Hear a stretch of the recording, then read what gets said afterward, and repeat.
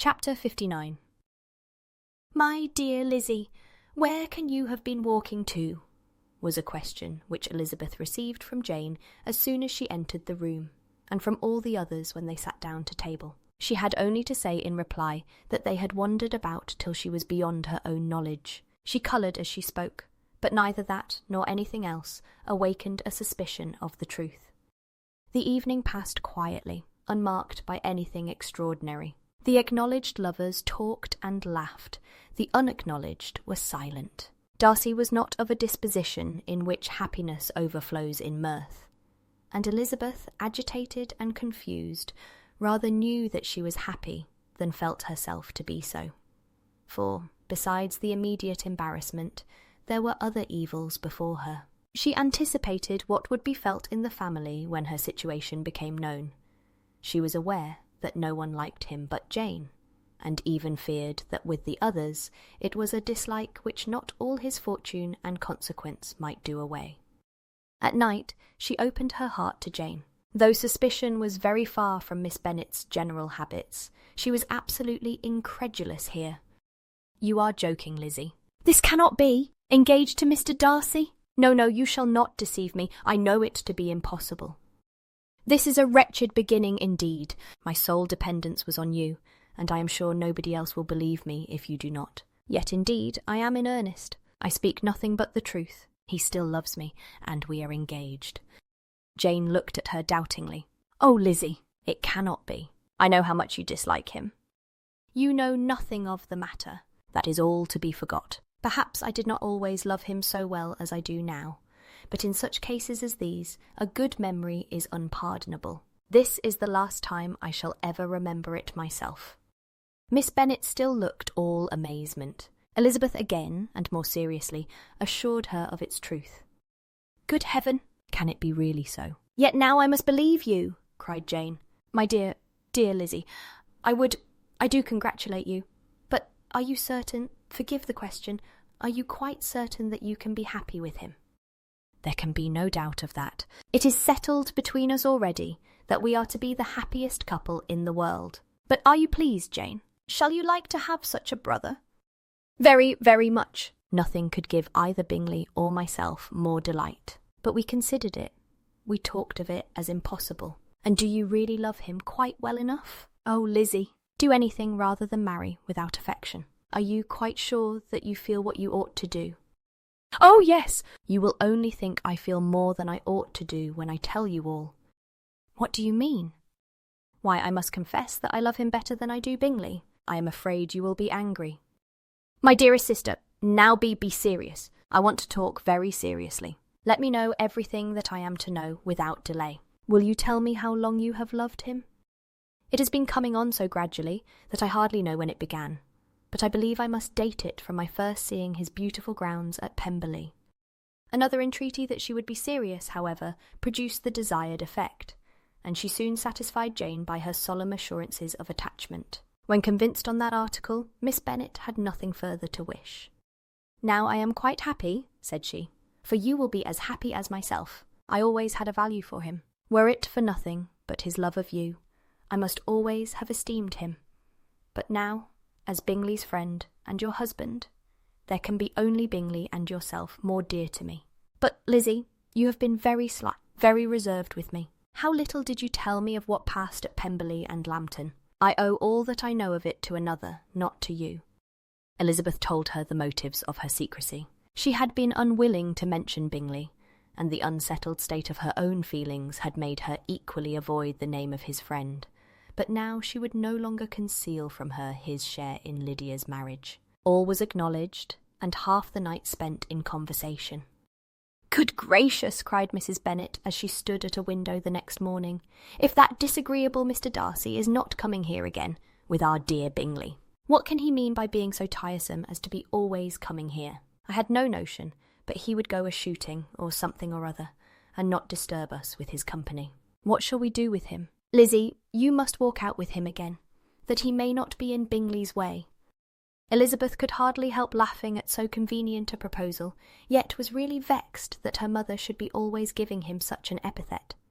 As soon as they entered, Bingley looked at her so expressively and shook hands with such warmth as left no doubt of his good information, and he soon afterwards said aloud, "Mrs. Bennet, have you no more lanes hereabouts in which Lizzie may lose her way again to-day?" "I advise Mr. Darcy, and Lizzie, and Kitty," said Mrs. Bennet, "to walk to Oakham Mount this morning. It is a nice long walk, and Mr. Darcy has never seen the view." "It may do very well for the others," replied Mr. Bingley, "but I am sure it will be too much for Kitty." "Won't it, Kitty?" Kitty owned that she had rather stay at home. Darcy professed a great curiosity to see the view from the Mount, and Elizabeth silently consented. As she went upstairs to get ready, Mrs. Bennet followed her, saying, "I am quite sorry, Lizzie, that you should be forced to have that disagreeable man all to yourself, but I hope you will not mind it. It is all for Jane's sake, you know, and there is no occasion for talking to him except just now and then, so do not put yourself to inconvenience." During their walk, it was resolved that Mr. Bennet's consent should be asked in the course of the evening. Elizabeth reserved to herself the application for her mother's. She could not determine how her mother would take it, sometimes doubting whether all his wealth and grandeur would be enough to overcome her abhorrence of the man. But whether she were violently set against the match, or violently delighted with it, it was certain that her manner would be equally ill-adapted to do credit to her sense, and she could no more bear that Mr. Darcy should hear the first raptures of her joy than the first vehemence of her disapprobation. In the evening, soon after Mr. Bennet withdrew to the library, she saw Mr. Darcy rise also and follow him, and her agitation on seeing it was extreme. She did not fear her father's opposition, but he was going to be made unhappy, and that it should be through her means, that she, his favourite child, should be distressing him by her choice, should be filling him with fears and regrets in disposing of her, was a wretched reflection, and she sat in misery till Mr. Darcy appeared again, when, looking at him, she was a little relieved by his smile. In a few minutes he approached the table where she was sitting with Kitty, and, while pretending to admire her work, said in a whisper, "Go to your father. He wants you in the library." She was gone directly. Her father was walking about the room, looking grave and anxious. "Lizzie," said he, "what are you doing? Are you out of your senses to be accepting this man? Have not you always hated him?"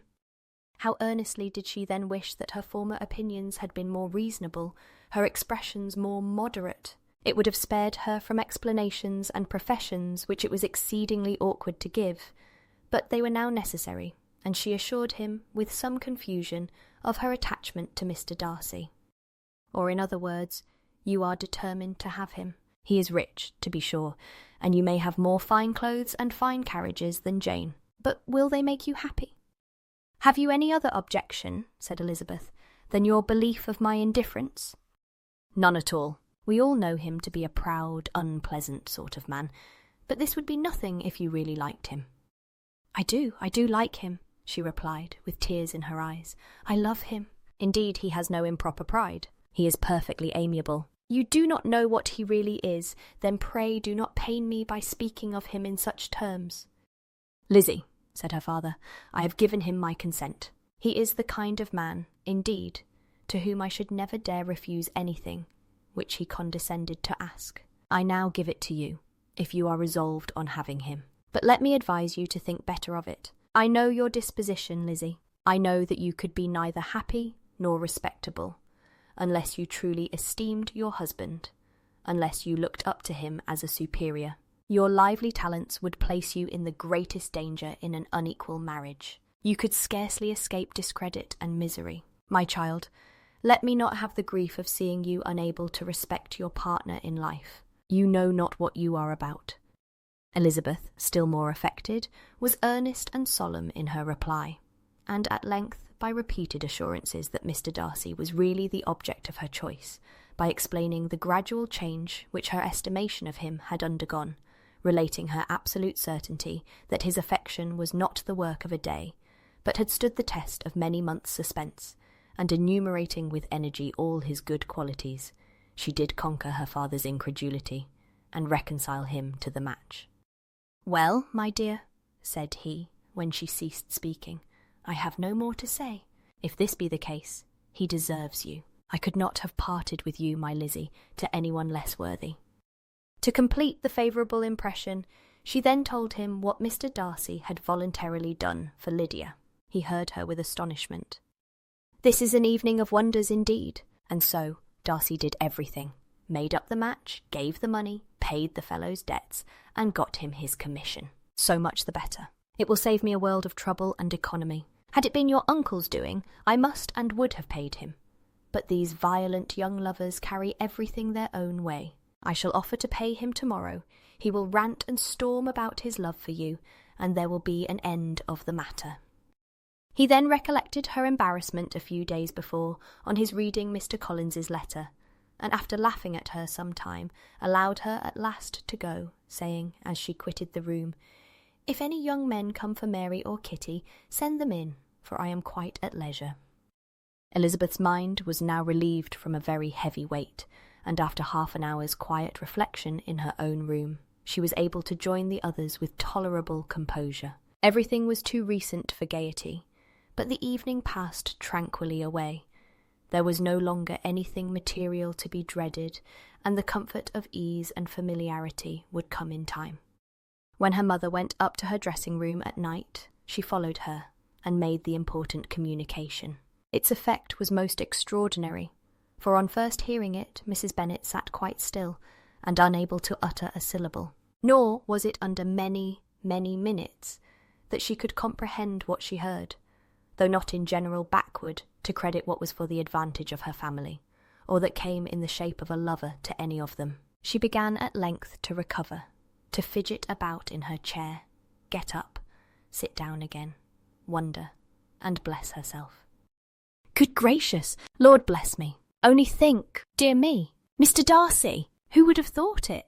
And is it really true? Oh, my sweetest Lizzie, how rich and how great you will be! What pin money, what jewels, what carriages you will have! Jane's is nothing to it, nothing at all. I am so pleased, so happy. Such a charming man, so handsome, so tall! Oh, my dear Lizzie, pray apologise for my having disliked him so much before. I hope you will overlook it. Dear, dear Lizzie, a house in town, everything that is charming. 3 daughters married, 10,000 a year. Oh, Lord, what will become of me? I shall go distracted. This was enough to prove that her approbation need not be doubted, and Elizabeth, rejoicing that such an effusion was heard only by herself, soon went away. But before she had been 3 minutes in her own room, her mother followed her. "My dearest child," she cried, "I can think of nothing else. 10,000 a year, and very likely more. 'Tis as good as a lord, and a special licence. You must and shall be married by a special licence. But, my dearest love, tell me what dish Mr. Darcy is particularly fond of, that I may have it tomorrow." This was a sad omen of what her mother's behaviour to the gentleman himself might be, and Elizabeth found that, though in the certain possession of his warmest affection, and secure of her relations' consent, there was still something to be wished for. But the morrow passed off much better than she expected, for Mrs. Bennet luckily stood in such awe of her intended son-in-law that she ventured not to speak to him, unless it was in her power to offer him any attention or mark her deference for his opinion. Elizabeth had the satisfaction of seeing her father taking pains to get acquainted with him, and Mr. Bennet soon assured her that he was rising every hour in his esteem. "I admire all my 3 sons-in-law highly," said he. "Wickham, perhaps, is my favourite, but I think I shall like your husband quite as well as Jane's." Chapter 60. Elizabeth's spirits soon rising to playfulness again, she wanted Mr. Darcy to account for his having ever fallen in love with her. "How could you begin?" said she.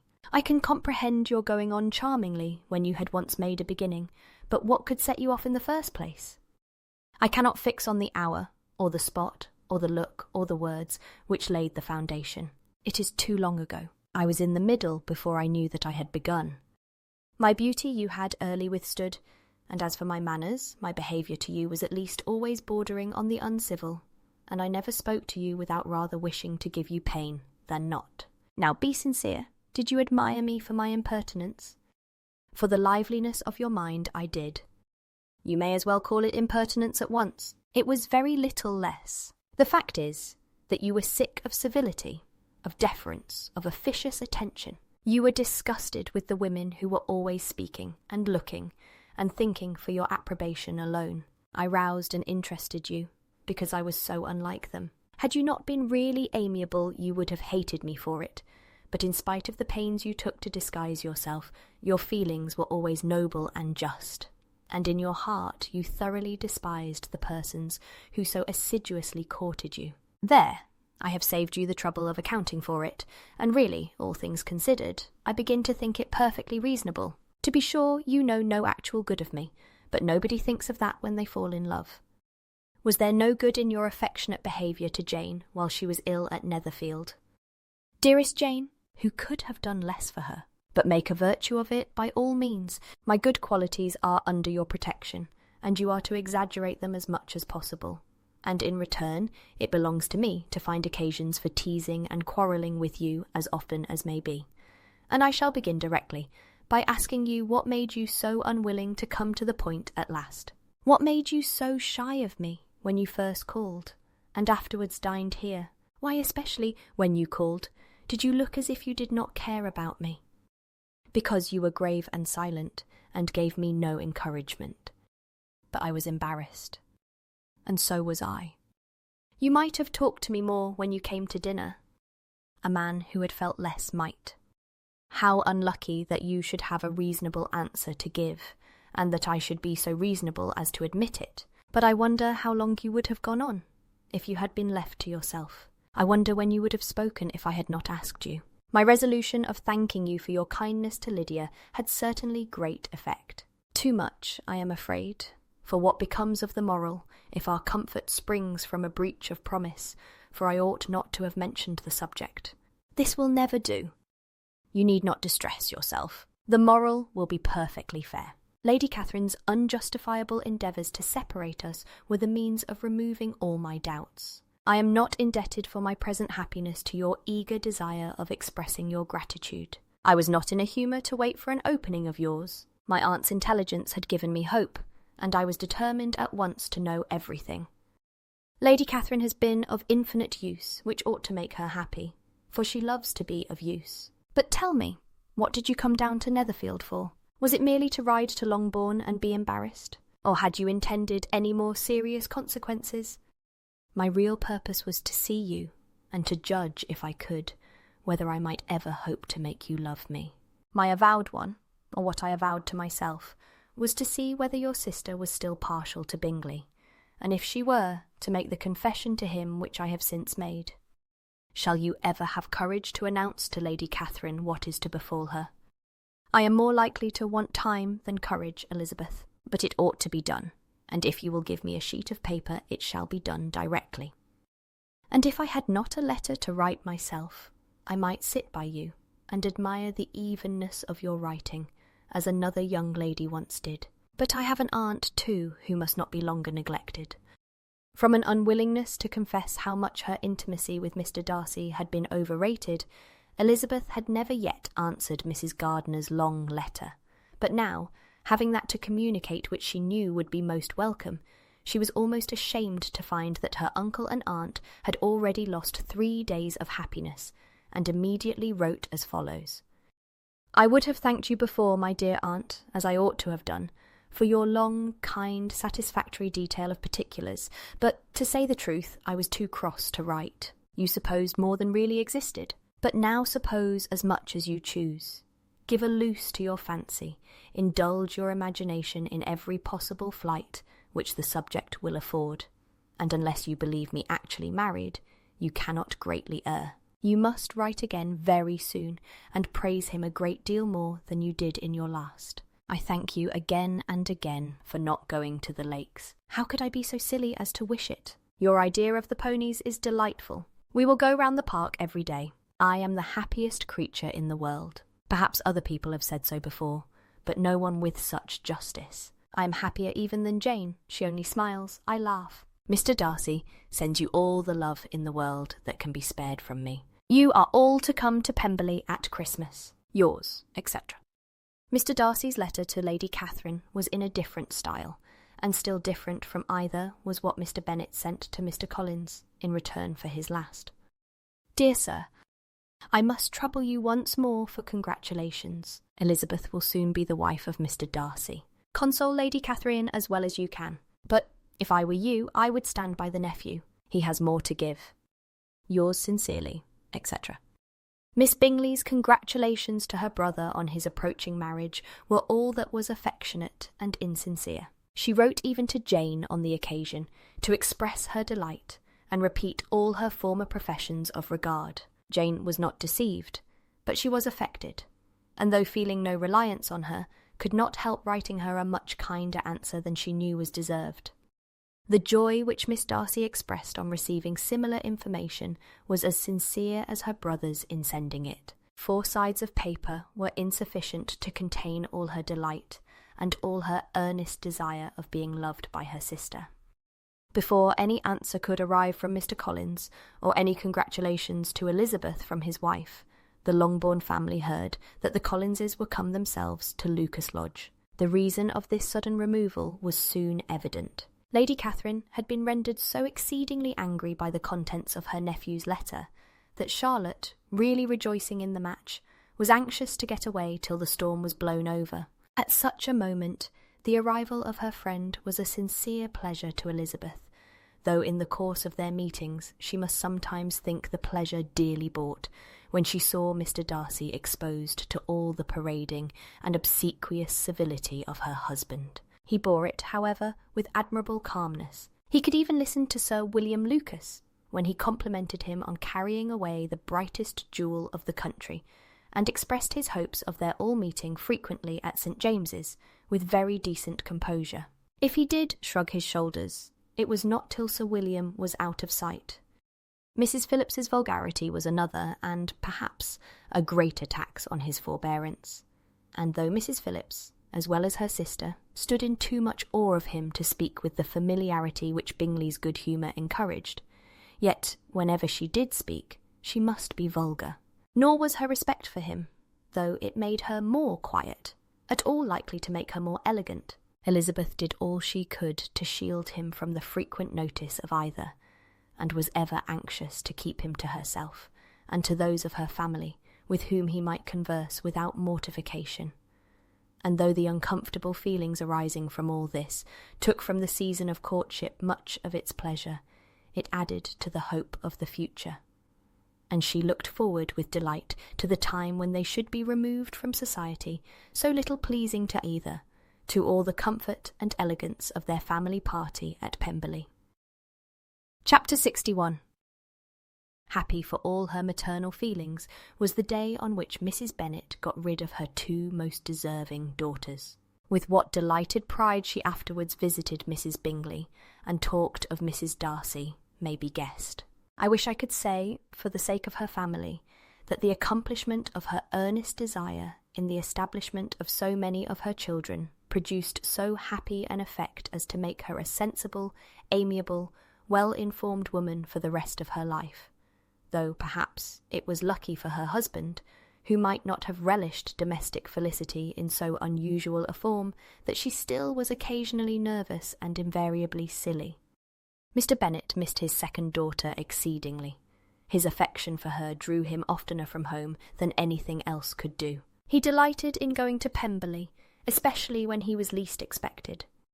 Mr. Bingley and Jane remained at Netherfield only a 12-month. So near a vicinity to her mother and Meryton relations was not desirable even to his easy temper, or her affectionate heart. The darling wish of his sisters was then gratified.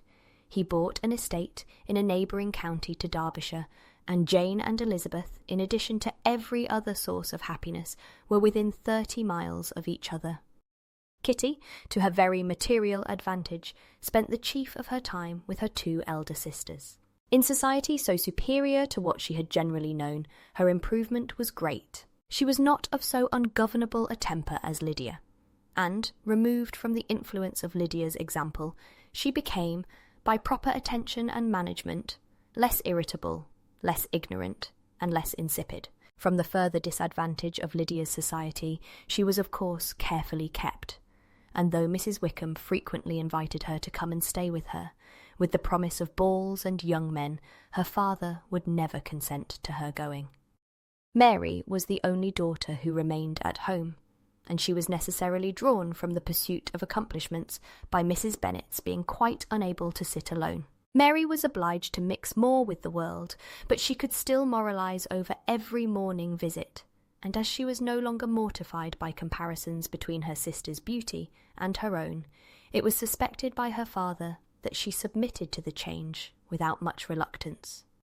As for Wickham and Lydia, their characters suffered no revolution from the marriage of her sisters. He bore with philosophy the conviction that Elizabeth must now become acquainted with whatever of his ingratitude and falsehood had before been unknown to her, and, in spite of everything, was not wholly without hope that Darcy might yet be prevailed on to make his fortune. The congratulatory letter which Elizabeth received from Lydia on her marriage explained to her that, by his wife at least, if not by himself, such a hope was cherished. The letter was to this effect: "My dear Lizzie, I wish you joy. If you love Mr. Darcy half so well as I do my dear Wickham, you must be very happy. It is a great comfort to have you so rich, and when you have nothing else to do, I hope you will think of us. I am sure Wickham would like a place at court very much, and I do not think we shall have quite money enough to live upon without some help. Any place would do of about 300 or 400 a year, but however, do not speak to Mr. Darcy about it, if you had rather not. Yours, etc." As it happened that Elizabeth had much rather not, she endeavoured in her answer to put an end to every entreaty and expectation of the kind. Such relief, however, as it was in her power to afford, by the practice of what might be called economy in her own private expenses, she frequently sent them. It had always been evident to her that such an income as theirs, under the direction of two persons so extravagant in their wants, and heedless of the future, must be very insufficient to their support. And whenever they changed their quarters, either Jane or herself were sure of being applied to for some little assistance towards discharging their bills. Their manner of living, even when the restoration of peace dismissed them to a home, was unsettled in the extreme. They were always moving from place to place in quest of a cheap situation, and always spending more than they ought. His affection for her soon sunk into indifference. Hers lasted a little longer, and in spite of her youth and her manners, she retained all the claims to reputation which her marriage had given her. Though Darcy could never receive him at Pemberley, yet, for Elizabeth's sake, he assisted him further in his profession. Lydia was occasionally a visitor there, when her husband was gone to enjoy himself in London or Bath, and with the Bingleys they both of them frequently stayed so long that even Bingley's good humour was overcome, and he proceeded so far as to talk of giving them a hint to be gone. Miss Bingley was very deeply mortified by Darcy's marriage, but as she thought it advisable to retain the right of visiting at Pemberley, she dropped all her resentment, was fonder than ever of Georgiana, almost as attentive to Darcy as heretofore, and paid off every arrear of civility to Elizabeth. Pemberley was now Georgiana's home, and the attachment of the sisters was exactly what Darcy had hoped to see. They were able to love each other, even as well as they intended. Georgiana had the highest opinion in the world of Elizabeth, though at first she often listened with an astonishment bordering on alarm at her lively, sportive manner of talking to her brother. He, who had always inspired in herself a respect which almost overcame her affection, she now saw the object of open pleasantry. Her mind received knowledge which had never before fallen in her way. By Elizabeth's instructions, she began to comprehend that a woman may take liberties with her husband, which a brother will not always allow in a sister more than 10 years younger than himself. Lady Catherine was extremely indignant on the marriage of her nephew, and as she gave way to all the genuine frankness of her character in her reply to the letter which announced its arrangement, she sent him language so very abusive, especially of Elizabeth, that for some time all intercourse was at an end. But at length, by Elizabeth's persuasion, he was prevailed on to overlook the offence and seek a reconciliation, and, after a little further resistance on the part of his aunt, her resentment gave way, either to her affection for him or her curiosity to see how his wife conducted herself, and she condescended to wait on them at Pemberley, in spite of that pollution which its woods had received, not merely from the presence of such a mistress, but the visits of her uncle and aunt from the city. With the Gardiners, they were always on the most intimate terms. Darcy, as well as Elizabeth, really loved them, and they were both ever sensible of the warmest gratitude towards the persons who, by bringing her into Derbyshire, had been the means of uniting them.